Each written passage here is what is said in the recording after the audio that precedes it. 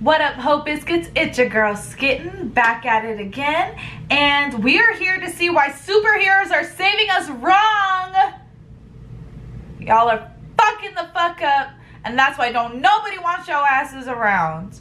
JK, I really love you, Spider-Man, and also Loki. I mean, I guess technically Loki's not a superhero, but Etty, who's in? This video is from Because Science. And it features a long-haired, blonde-haired, Viking-ass looking dude who tells us why things are because science. I'm the internet's Viking-looking dude. Did you know that 2 out of every 3 people that superheroes try to save as we're falling off a building or a bridge or whatever in popular culture actually sustain serious injury? This is a public service announcement from Because Science. Superheroes are saving us the wrong way, but don't worry. LOL. We're here to help and make sure those saves are safe.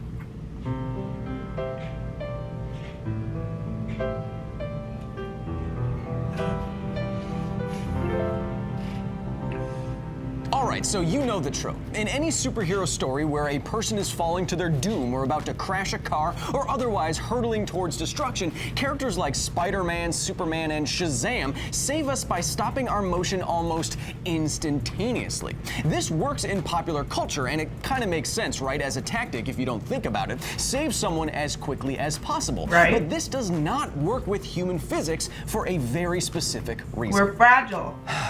And that reason is deceleration.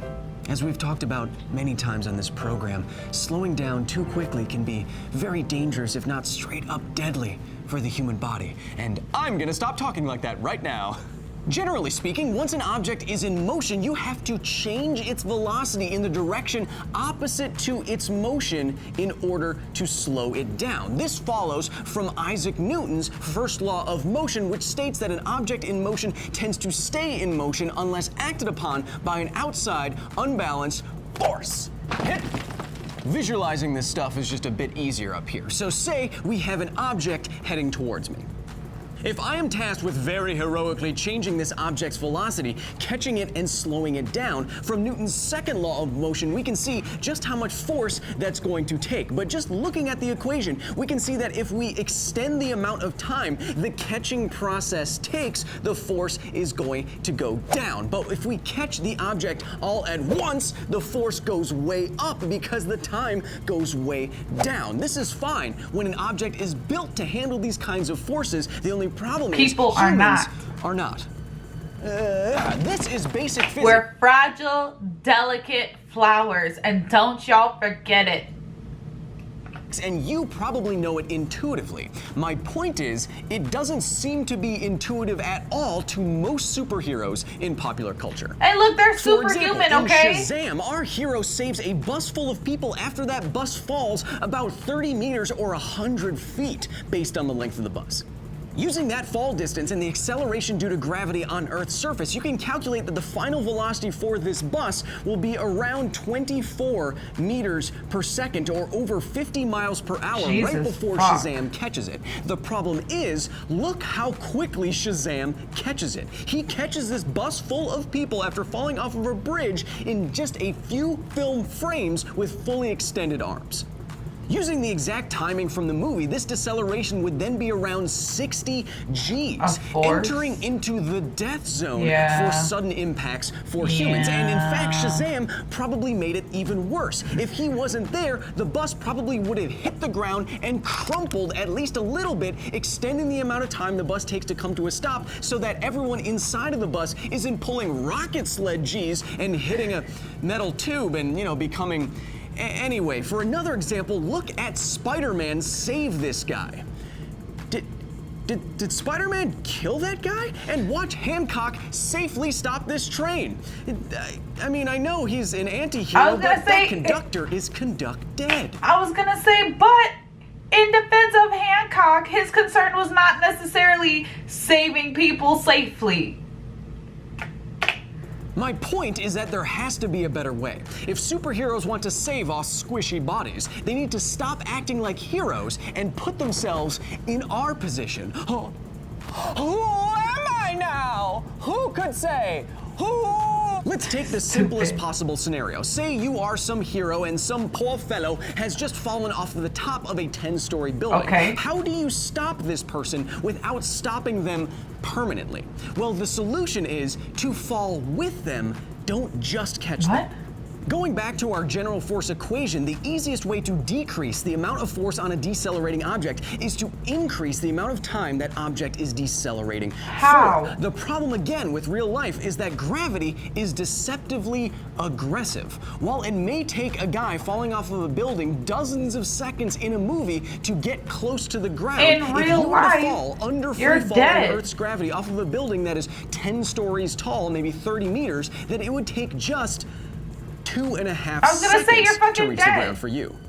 Let's put some real numbers to this now just to see the difference in the deceleration techniques that we are talking about. Let's say, like in the movies, our guy has been falling for some amount of time already before the superhero notices, maybe 2 seconds. That leaves, realistically speaking, only half a second for the person to be saved. Now, if our hero flies up to our person and then instantaneously stops their motion like you see in most movies and they hit literal arms of steel, then by my estimation, that person might pull around 200 G's and be pulled apart. If instead our hero follows our advice, flies up to our guy, catches him, and then decelerates with him at a constant rate all the way to the ground, our person might pull instead just 4 G's. Wait, so why does that, how does that change sure, it? I'm so confused. Survivable.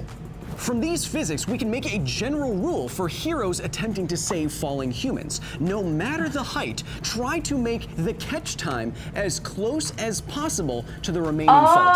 Oh, okay, To show just how potentially beneficial this technique might be, let's bump our fall height up from 30 meters all the way up to 150 meters. Now, if our person has been falling again for maybe 2 seconds before the superhero notices, if our hero flies up to this person, catches them softly, and then decelerates with them all the way to the ground for the remaining 3.6 seconds, this person wouldn't even pull 4 G's. They would only pull half of 1 G. Okay. Slamming on your car's brakes can be worse than that. Again, of course, a superhero could save us in less time than 3.6 seconds. However, this general rule dictates the best possible deceleration for us. Don't fuck me up trying to save me. It's not all that easy though, because if you were a hero trying to save someone more safely, as we are suggesting, it would mean knowing exactly how much time someone has before they hit the ground under Earth's gravity based on how long they've already been falling for, which you may not know.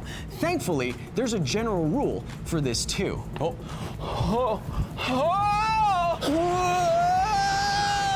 Every fall from a building or tumble off a cliff, if it's under 1,000 feet, is gonna end in well under 10 seconds. So any hero attempting to save me is gonna have to make it to me, as a general rule, in under 10 seconds. Well under 10 seconds, none of this dramatic waiting stuff. And so a superhero to save me more safely should fly up to me, embrace me, and then decelerate me at a constant rate all the way down to the ground to use up the remaining time. This is what a superhero save should look like.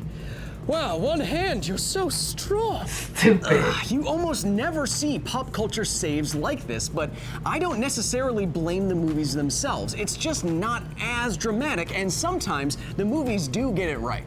In the very first Superman movie, Kal-El catches Lois Lane after she falls from a precariously perched helicopter. He saves her, of course, and he stops her in a very short amount of time. Nerds for years have been using this exact scene to make the very point of this episode that superheroes are saving us in a very unsafe way. Except, falling for as long as Lois does in this scene, she would likely reach terminal velocity for a human-shaped thing, 55 meters per second or around 120 miles per hour. When Superman catches her, what's really important to notice is that the stop is not instantaneous. They both move downwards for about a full second. Now, a second is not very long, but it is much longer than the maybe few milliseconds that she would stop in if he caught her instantaneously. If you want to realistically evaluate this scene, Lois might only pull 5 G's when she's saved by Superman. Skydivers pull more G's than this when they open their chutes, so she could very well be fine after this. Again?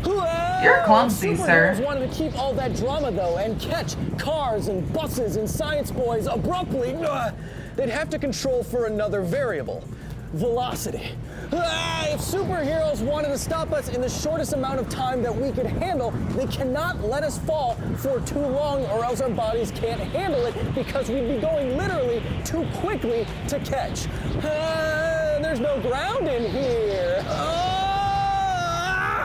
Have you ever had a really bad fall? Like falling a few feet or a few meters onto a surface that catches you like a movie superhero, maybe in just 1/100th of a second like concrete? Then you know that that is enough to put forces on you that can break bones. 100%. I broke my shoulder on one of my birthdays falling just a few feet off of a wall. Too much information, probably. Based on studies of the human body's... What wall? What were you doing? What happened? Have y'all ever like taken a really bad fall? I'm clumsy as shit, so I fall all the time. So I make sure that I keep myself on flat and stable surfaces. But I would love to hear about all of your unsafe activities. Ugh. Shit. Fuck.